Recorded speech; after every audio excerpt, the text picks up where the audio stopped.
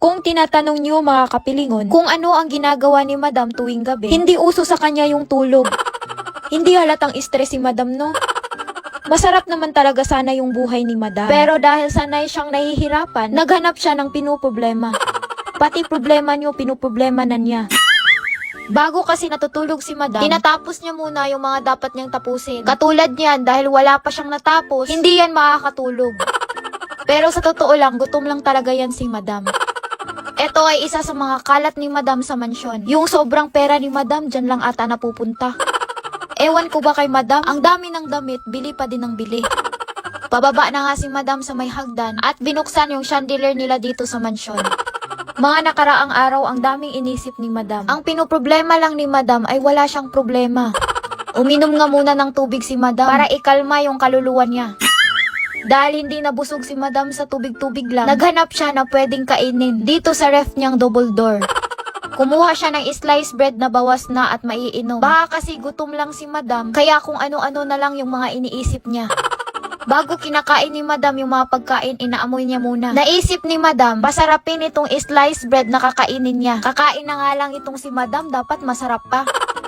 Kinuha din pala niya itong butter na nasa freezer at nilagay sa kawali na sinalang niya. Patunawin daw muna tong butter bago isasalang tong sliced bread. Yung butter kasi yung magpapasarap. Kung baga, piprituhin mo lang talaga yung sliced bread. Dahil sa sobrang advance ni Madam mag-isip, yung breakfast niya hating gabi na niya kakainin.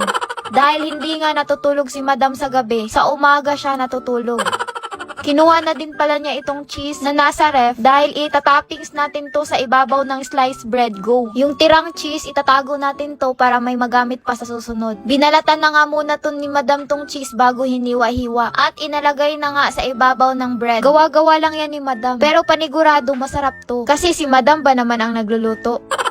Luto na pala itong inimbento ni Madam. Nilagay na nga niya sa lamesa kasi ready na niyang tikman. Titikman na sana ni Madam. Kaya lang naalala niya parang may kulang. Tumayo na nga si Madam at tinignan yung laman ng hanging kabinet niya. Ano ba ang masarap ipares sa niluluto niyang cheese bread? Napagdesisyonan ni Madam na ipares ang pansit canton. Ewan ko ba kay Madam? Hindi na lang kakain kung ano-ano pang gustong gawin.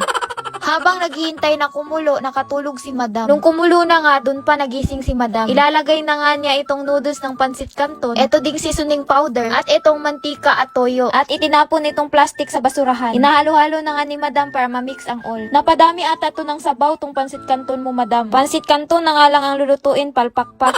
Nawala na nga yung sabaw. Lata naman yung kinalabasan sa noodles na niluluto ni Madam. Nilagyan na lang niya ng cheese para sumarap. Hinango na nga ni Madam, baka masunog pa ito. At huwag kalimutang amuyin, kasama yan sa steps. Sigurado naman Madam, wala nang kulang sa kakainin mo. Nag-chopstick pa, hindi naman marunong. Yung gusto kasi ni Madam, yung nahihirapan siya eh. Inuna na nga ni Madam kainin tong pansit canton. Tapos naisip niya na manood ng Netflix. Ang sosyal talaga ni Madam, panay Netflix na lang. Isipin niyo mga kapilingon, wala namang ginagawa si Madam, pero panay puyat. Ganito siguro kapag tambay, no? Trabaho ni Madam, kain at tulog na lang.